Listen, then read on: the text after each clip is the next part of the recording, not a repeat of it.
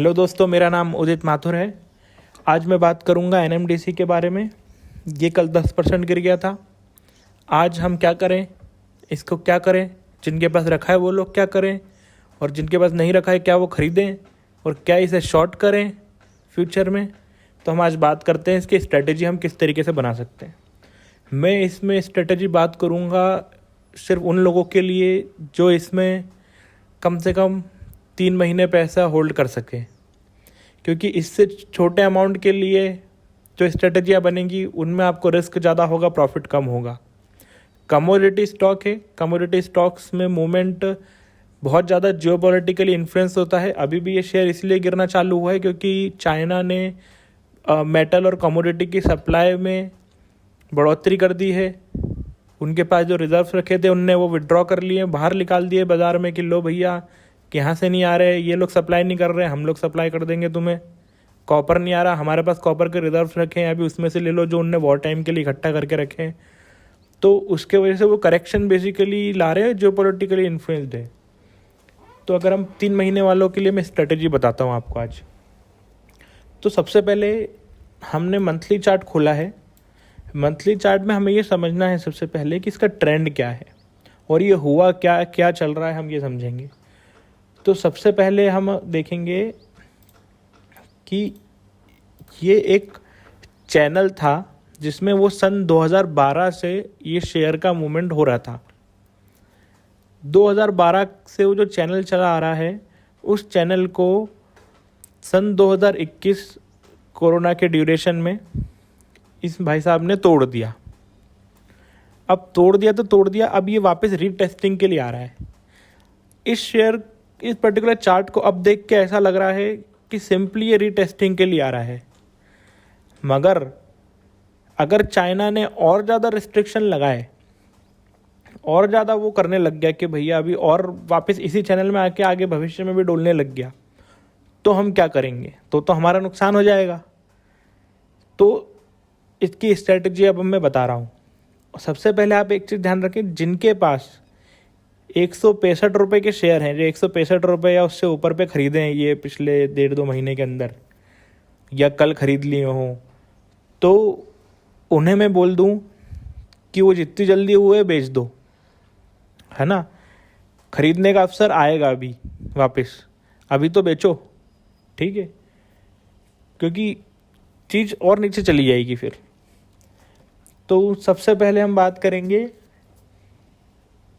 कि हमारा first buying area कौन सा है। तो फर्स्ट बाइंग हम नो डाउट जब ये वाली चैनल की सबसे पहले जो रेजिस्टेंस लाइन थी, जब वो टेस्ट होगी तो हम उधर करेंगे। तो ये अराउंड 140 के लगभग पे आपकी ये ट्रेंड लाइन पे टेस्ट होएगा। 140 क्योंकि मंथली स्केल है, ब्रॉडली मेजर करेंगे तो हम 146 से लेके अराउंड 140 तक के बीच में इसे बाय करने का रख सकते हैं। आप चाहें तो जैसे कुछ लोग 145, थोड़ा अमाउंट इधर, एक एक्यूमुलेशन आप यहाँ करें इस पर्टिकुलर रेंज में, इस 5 रुपये की रेंज में, 145 से लेके 140 के बीच में।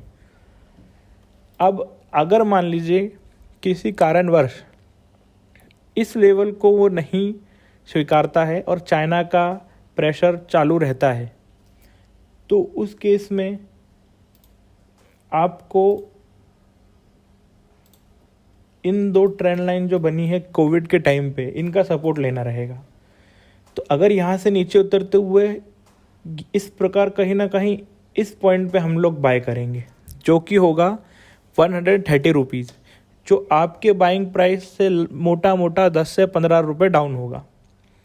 अगला लॉट हम यहाँ बाय करेंगे 130 पे। इस लॉट का जो टारगेट होगा, इस लॉट का टारगेट होगा आपका 140। इस लॉट का टारगेट आपका वो नहीं होएगा कि अब भाई मैं इसको 200 रुपये तक लेके जाऊंगा, नहीं, इसका टारगेट होगा 140 इस लॉट का। क्योंकि हमारे स्ट्रेटजी समझिए, हमें स्ट्रेटजी इसी बनाए जिसमें हमें नुकसान कम से कम हो और टाइम फ्रेम 3 महीने का हो।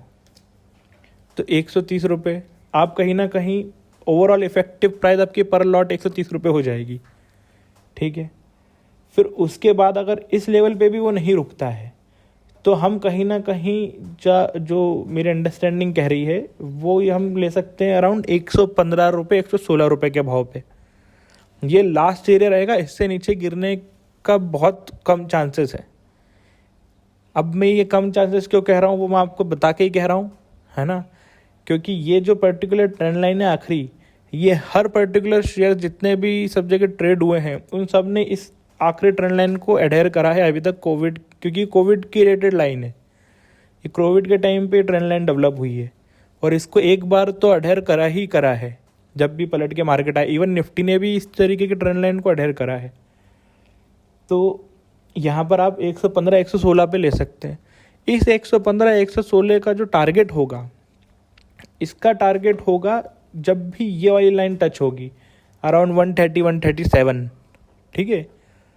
तो यहाँ पर आपका इसका टारगेट है और जब ये आखिरी बार 137 टच हो उसके बाद आपको डिसीजन उस पॉइंट पे लेना रहेगा कि क्या मैं इसे कैरी करूं या मैं इसे यहाँ पे नो प्रॉफिट नो लॉस या मे बी कुछ प्रॉफिट में सेल क्लोज कर दूं या अपनी क्वांटिटी को कम कर दूं, क्योंकि यहाँ के बाद स्ट्रेटजी उसी समय के हिसाब से फॉर्म होगी जो मैं आगे इसमें स्ट्रेटजी में अपडेट कर दूंगा।